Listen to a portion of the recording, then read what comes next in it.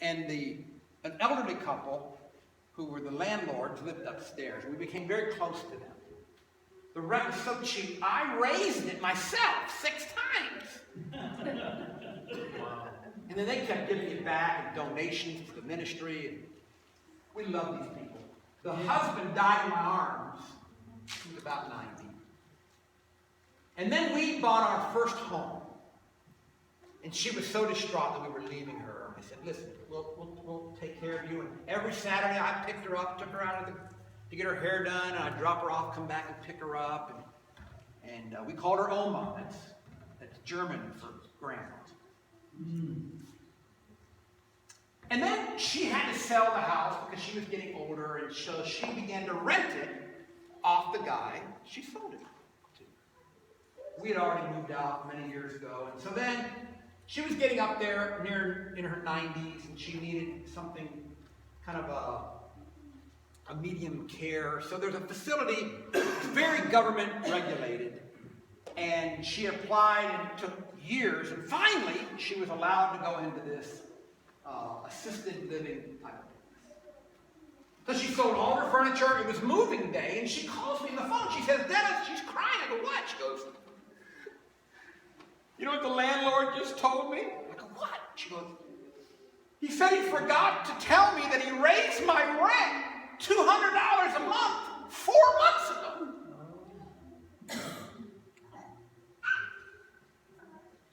And he wants $800. I said, you can't do that. I go, you didn't give it to him. She goes, well, yeah, I had to. I go, what do you mean you had to? I said, give me that guy's phone number. She goes, no, I don't want you to cause any problems. I go, give me that guy. I go, I'll call my lawyer. We'll sue that rascal. She goes, no. She goes, I told my pastor about it. I go, what did he say? Well, he said to pray about it. Pray about it. Now, I'm all for praying. But there's a time to pray. There's a time to sue. This is a time to sue. What do you mean raising your rent? I forgot to tell you 4 months ago. I was hard about it. Oh, just forget it. The Lord will provide. The Lord will provide. Yeah. He'll use me. I'll wail on that guy. You know what I mean? I'll backslide for 10 minutes and just go into that guy. Oh, so mad. About an hour later, she calls me. Now she's uncontrollably crying. Now what's wrong? She goes, the new apartment. It's called the Westerly. She goes, they just called me. And they said there's been a terrible clerical mistake. What do you mean? She goes, they say I make a little too much money. And I can't move in. I said, give me their number. I'll sue them too. She gave me their number. I called them. I talked to the nicest lady. She goes, Mr. Heber, I feel horrible about this. She goes, but these are controlled by the government. We have no choice. She said, if she just made a little less of her very small fixed income, or if she had a fixed expense of around $200 a month for like 4 months, we could do it. I said, you're not going to believe this. But her landlord just called her today, told her that he forgot to tell her that he had raised her rent $200 a month 4 months ago.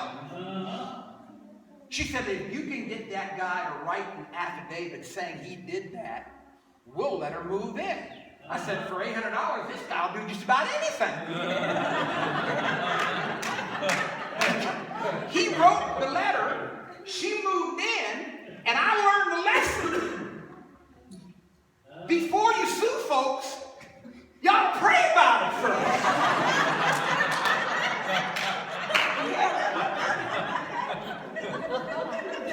Huh? Isn't that right? And sometimes we look at something and we think, man, this is a mess. And you don't know that God He has the ability to make a masterpiece out of your mess. Amen. He can put a message in your mess. Yeah. Your ministry is your mess. Yeah. Come on. Yeah. Number 4.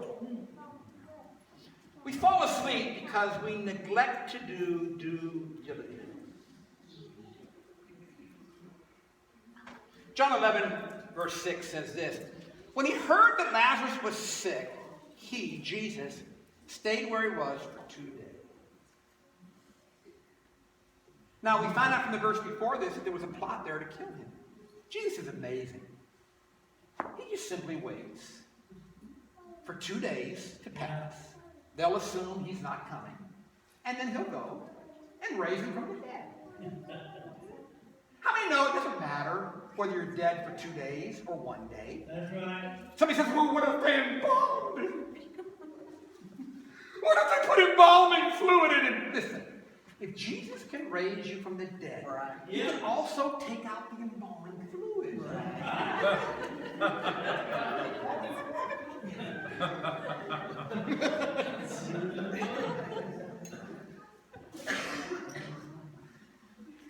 Right. You know, I'm never hurried anymore. You know, somebody says, oh, this is a great deal here I'm offering you, but today only. Yeah. I said, I'm going to see if you're telling the truth. I'm coming back tomorrow. I would have bought today until you said that. Yeah. Oh, it'll be full price tomorrow. Good, then I'll pay full price. Because I'd rather pay full price than to be hurried by you. Wow. I buy everything on Amazon. Amazon's amazing. I just tell them what I want, they put it on my front stoop. But one of the things they've done is they'll say, there's only one left. Yeah. There's only one left. Isn't it funny how every time I look for something, there's always only one left? You know what that's called? Marketing. Yeah, there's one left, and as soon as you buy it, they put another one back. Yeah. Well. Somebody talking about shortages. You know, the car dealership, they're notorious for that, you know. Bob Smith was in here an hour ago. He's really looking at this car. I'll tell you right now.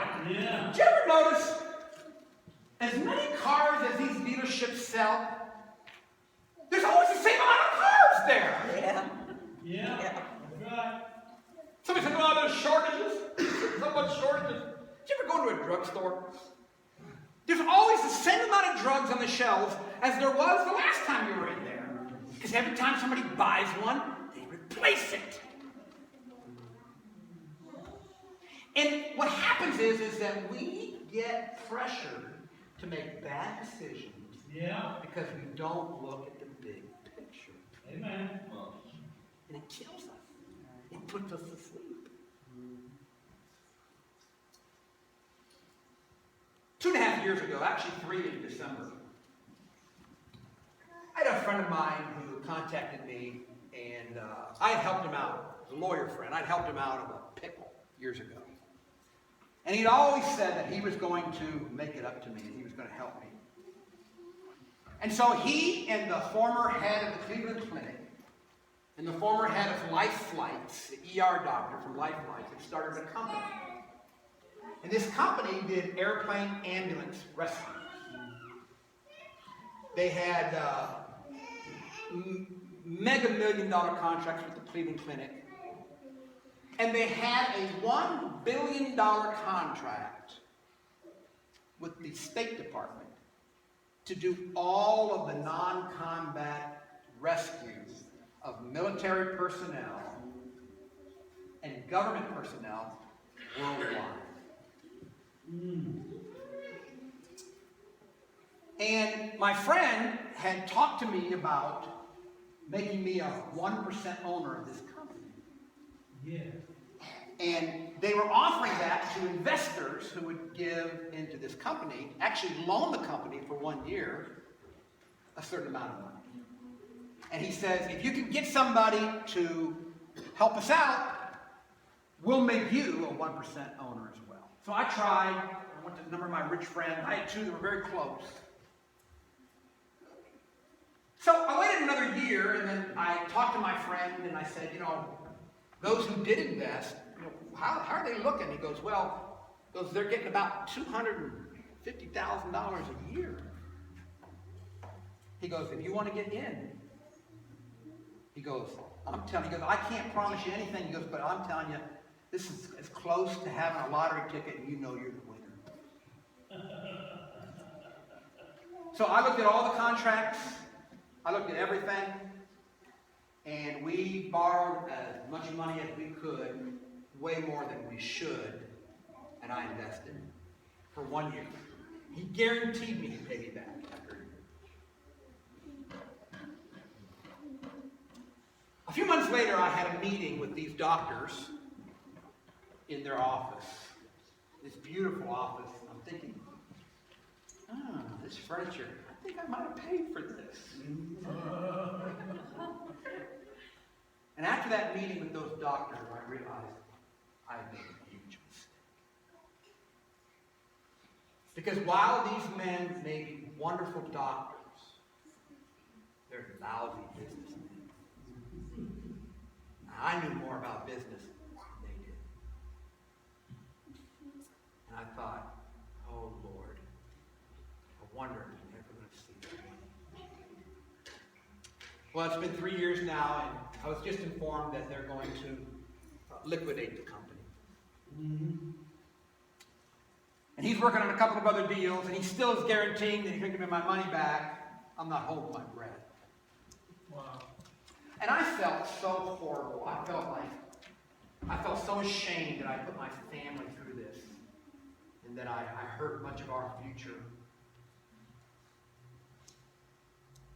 And I had a business friend of mine, a multimillionaire, very successful man, who was a good friend. I told him about this deal. He was so excited for me. He called me one day. Hey, how's it going? I hated to tell him. I felt so ashamed. He said, well, we've all been there. We've all been there.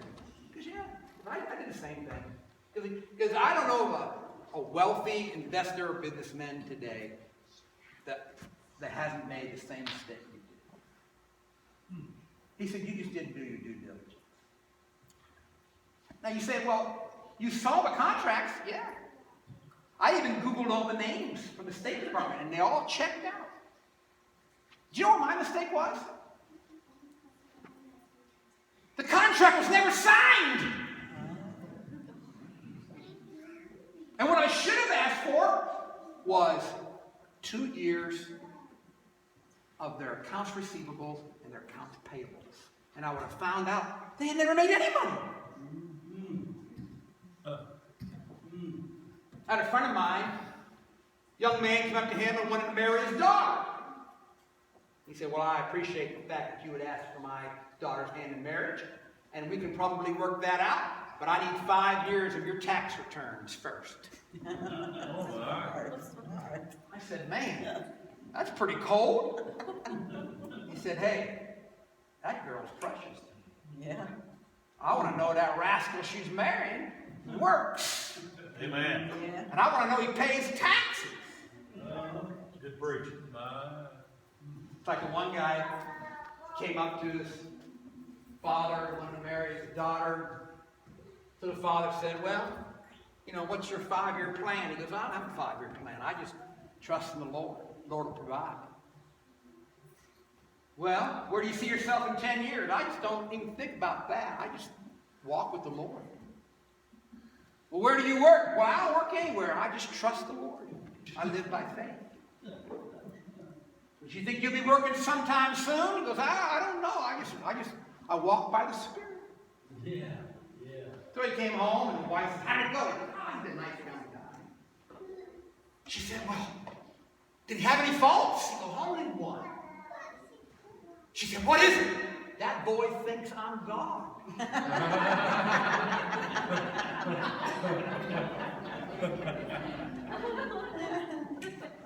Number 6. We fall asleep because we fail to ask why you are where you are.